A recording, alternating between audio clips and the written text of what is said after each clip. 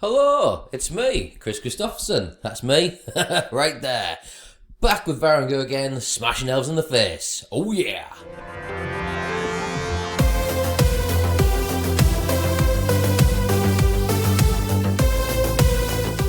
Alrighty. Only a few changes to the Varangur list here. Took the item off, took the Bane Chant off, which I kind of didn't really want to, but in doing so, and losing the Snow Trolls, I could actually fit in a unit of Hairscals, upgrade the Draugr to a Horde, and also take off the Striding and give Brew of Sharpness. Now I think, I've got an extra point of unit strength on the board, I haven't lost any drops. Yeah, I've lost my Bane Chant, but I think it's okay. I think Brew of Sharpness and a Horde of Draugr is a decent payoff. We're about to find out, I guess. I'm playing against James again, who's got a different variation of his elves. Now, I've maybe got a bit of a bias, because I'm running a list quite similar to this. Except James has taken the Bolt Throwers, and has elected to only have the Staying Stone on these guys, and not Brew of Strength. Now, personally, if I'm investing the points in Dracons, I'm probably going to invest the points in Brew of Strength. I think Crushing Strength 1 just ain't really enough. The loss of Thunderous Charge, for me, was really big, So anyway, that's the list. Looks pretty decent. Let's crack on with the game, because there's lots to talk about. We're playing just good old kill. Not one by choice, we roll for it. I think when you're making a list, you should make it all comers, playing all scenarios. So Varangur like to punch in the face, but we're here with two very alpha strikey armies, so it's gonna be difficult. He's got the two flyers. I've only got one quasi flyer, so this could be sticky.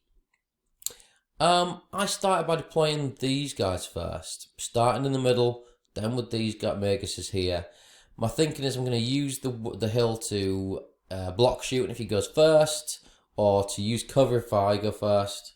So hopefully I can get cover for either block line of sight totally or get cover for a couple of turns, And that'll help to just protract the game a little bit and just, let my Maguses do some shooting, do some damage without taking too much damage to my mainstay units. Because in these kill scenarios, you gotta think of ways to preserve your units. I know you do in any scenario, but you think of ways to preserve your units and keep them as fresh as possible, because it's not, you can't just sacrifice units because you're gonna win by taking objectives. You're gonna, if you lose a unit, sacrificing it to get a better position, that's still points lost towards the main objective or main scenario. So that's my thinking. James gets first turn, unfortunately for me. Could have done with that, because it allows his dragon to get here, and allows his dragon to protect the flank, and so all these guys here are all on his flank and can't fit in, and he can see all of them, and it sucks for me. Also, the elves obviously have an 18-inch charge with their knights. I'm stuck with 16, so he's totally got the advantage here.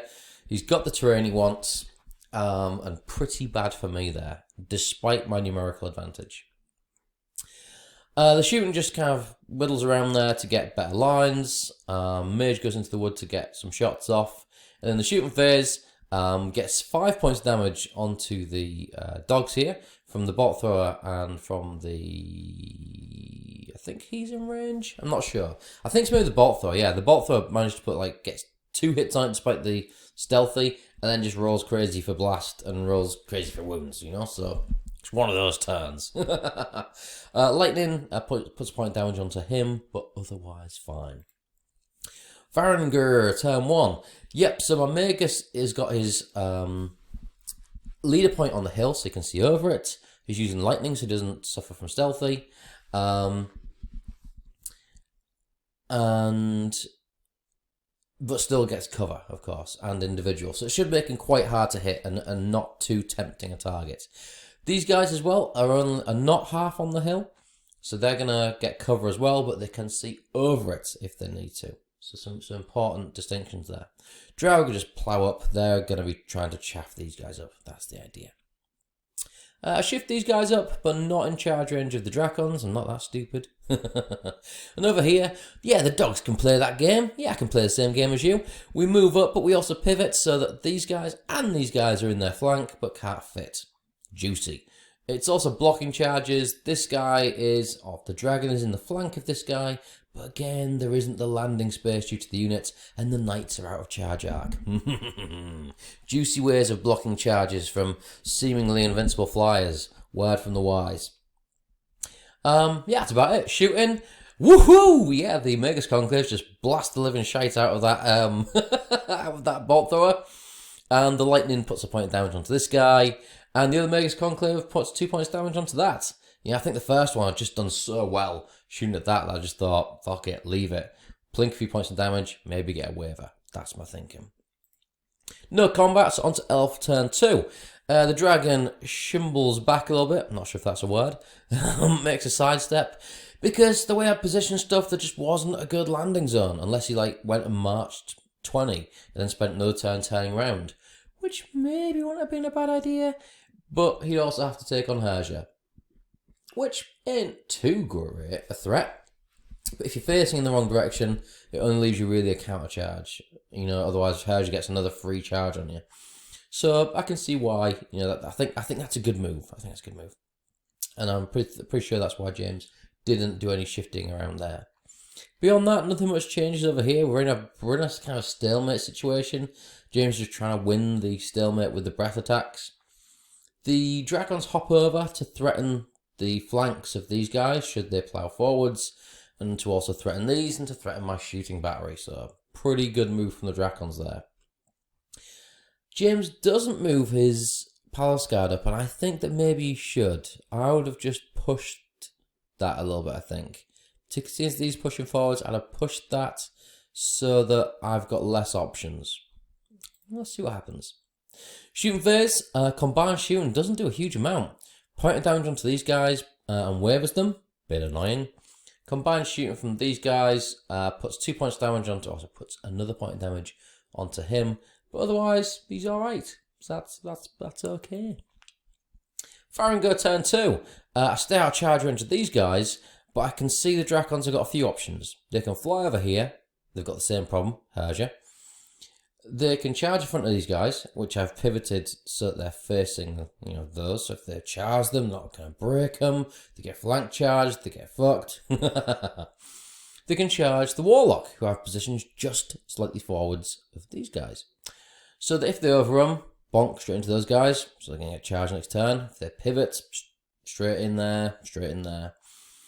They're out of arc of these guys, so they can't charge these guys. But these Dracons can't charge these guys because then they're too wide. They can't fit in that gap. Haha. A cheeky little move there, particularly if you've got enough mobile units. You try it out yourself. It's great. So I've given the Dracons very bad options. That's the idea. These guys move up and pivot, ready to just block these guys. These guys pivot and move backwards. Again, I've just, this guy can see the flank of this guy, but he ain't got a landing zone. I think he can see the knights, but he's either out of range or something, or there's something going on. I think he might be out of range, or he can't land, or it's just not a very good choice, or something. I've made something not very nice there for him. Shooting phase, we popped points of damage onto the Dragon Riders there, because they're the main threat to me. Not great under shooting, but hey, I'll take 2 points, it's fine. No combats onto James turn 3. Yeah, sorry, I forgot to put the counter there. Dragon sidestep. There's still an arc of these guys, so I'm not sure why I do that, but I suppose he's out of options. He ain't got enough room to go backwards, so I guess he's there. These guys finally move forwards, staying within 12 inches. These guys are in 12 inches there, but out of 11, because the wild charge. And definitely out of 11 there. So fair enough. The dragon just kind of bumbles around there to make it difficult for things to charge. Fair enough. Shooting phase. Wow, James just rolls crazy. almost maximum damage from lightning, almost maximum damage from bolt thrower, followed by 2 really big nerve throws. So that's the way it goes, right?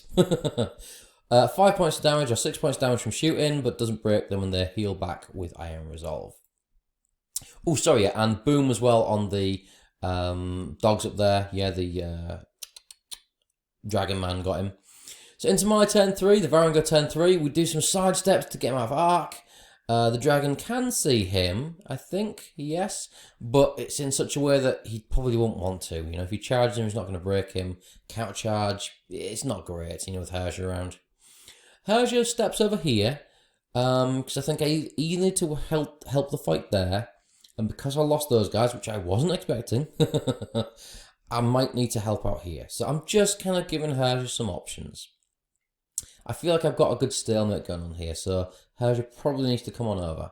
I get these guys onto the hill, I get these guys off the hill, you know, 50% at least, so I can shoot over the top of them, and basically get a bubble of inspiring going on there. In my shooting phase, bam bam, we take care of that bolt thrower, pow pow, we put some wounds onto that guy, which is delicious, and we put a wound onto these guys. Not great, but I'll take it. Combat phase, 3 points of damage onto the Dracons, but don't waver them. That would have been lovely. But that's about it. Elf turn 4. Yeah, the Swordmasters, they ain't got many options. They're either going to be charged or whatever, so yeah, you know what? They just go in there. You know, hitting on 4s with elite, wounding on 2s. They should be doing about 13, 14, 15, 16 wounds, something like that. So they're probably going to take them out. Counter charge by the Dragon Riders and the Prince on the side. Fair enough. Most of the things just kind of stay where they are. This is a real standoff. Yeah, so shooting phase. Woo! Even with stealthy, these guys will batter the living crap out of this guy here. But thankfully, because of the inspired, you know, James whiffs the nerve roll and just wavers them. So pretty lucky there. Got away with that one. Into the combat phase. And, oh, James whiffs again. Yeah, only 9 hits out of 25. Not great. And then, 9 wounds, out of 25. And then rolls a 3. Oh. So I'm even going to heal him back from Iron Resolve. Oh. Understandably, they boom out the zombie dudes there. So they are taken care of. And James likes to stay where he is because he's got good arcs to stuff. You know, gives him options. Fair enough, I suppose. Varangur turn 4. More pussyfooting here. The Dracon's now a big threat. If I can't deal with them with shooting, they've got all this place covered. You know, they can swing around and do whatever they want. So I'm thinking, this ain't great. But if I can just sidestep and extend my arc, or maybe even then, if they come round, I can pivot, you know, and lend support here. Then that's something. This guy's in arc, unfortunately. But again, it's a front, and I don't think he wants to charge because I'll get a flank. And these guys just back up. I think I need to halt this whole thing here. Also, I think these guys are just within 20-inch charge of these guys. Mainly because I don't think these guys will break these guys on a charge. But I'll kill them on a charge, combo charge here. So I'm leaving it there in case James wants it. But again, I'm just trying to restrict his flies from doing the things that James wants them to do. Just some cheeky movement there, getting things inspired. And I will take that hinder charge every day. 40 attacks on 4s, wounding on 2s. Yes, please. A counter charge from the Draugr, just for shits. Shooting phase. Oh, yeah. These guys work overtime, just like James did. Bam, bam, bam! Blam that damage onto the Dragon Riders and kill them. So these guys don't have anything to do, but they're still keeping an eye on this zone. And on this zone should they need it. So let's get to combat. Kaboom! Yeah, understandably, the Hurskals and Draugr just completely mash up the Palace Guard. We managed to pivot just to get the leader point into the woods, so we can see this action down here. Oh, I must have missed something there. Shooting must have put a point of damage onto him as well. So I must have done enough damage with the Magus Conclave to put him in break territory. Sweet. Lightning puts a point of damage and wavers, which is sweet as well. And that combat was pretty good. I choose to overrun because, well, why not? Elf turn 5. Yeah, you know what, he's fed up with this here, and I maybe made a mistake, because these guys side shuffled, I ain't got arc over here anymore. This guy pivoted, so I ain't got arc over here. James quite rightly takes advantage, charges in, and moves the dragon up. So if these guys beat these guys, or even he doesn't, beat him or not, he can't charge. I can't charge the dragon, and I'm probably not going to take those guys out of charge. Maybe. But yeah, that's a bit of a bad move on my part. So whoops. Let's see how much I pay for that.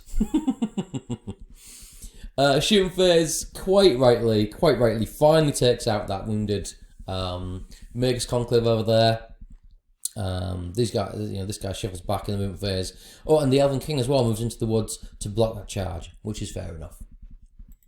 Combat, yeah, booms them out. A little bit of a pivot just to make sure I don't get some kind of cheeky charge onto the dragon. Fair enough.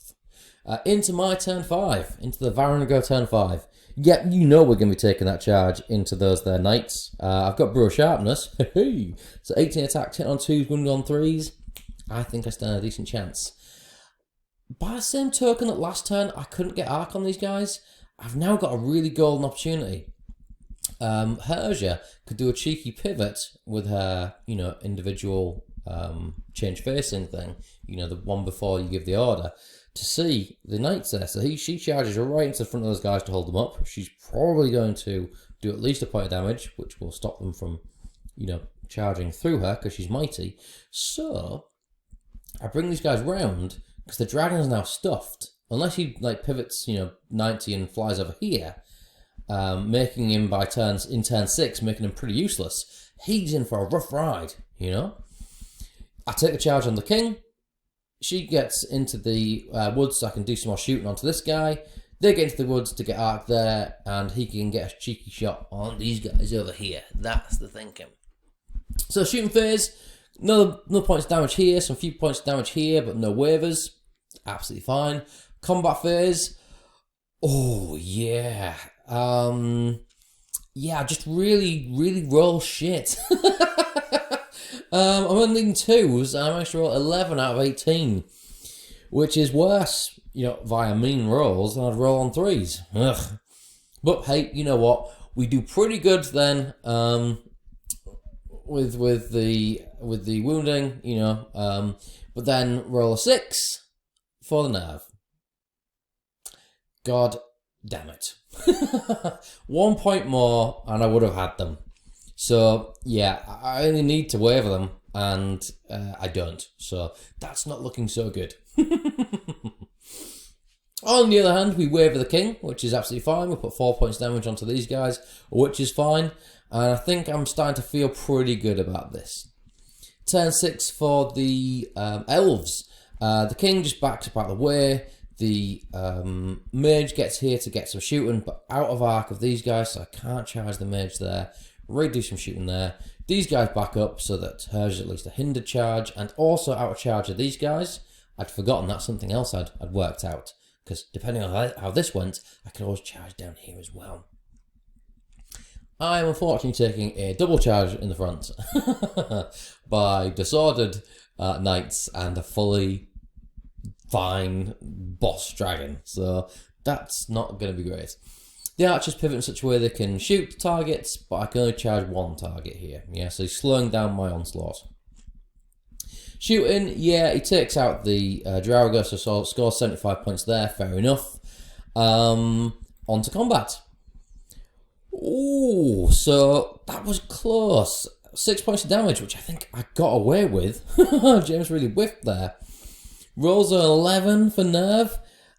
This guy's out of 6, but then James reminds me that he's very inspiring, which I'd totally forgotten about, and then rolls a 6. Oh, not even wavered. Yeah, I think we know what's coming up here, don't we? Into the Varangur, turn 6. Yeah, flank charge onto these guys, counter charge in the front, rear charge there. All fits nicely like a beautiful game of Tetris. Herja, where the fuck's Herja gone? I can't even see Herja. Where is she? Oh, there she is. Yeah, she charged in front of these guys just to see if she can get cheeky there. Charging to the front of them. Some shifting around there. Shooting. Pow, pow, pow. Takes care of the king, which is sweet. And then combat. Everything goes boom. Nothing here. We roll for a turn 7 and there isn't one. Which obviously objectives is nothing. But yeah, that's it. If you like that dodgy content, please like, share, subscribe, and all that jazz. Ta-ta.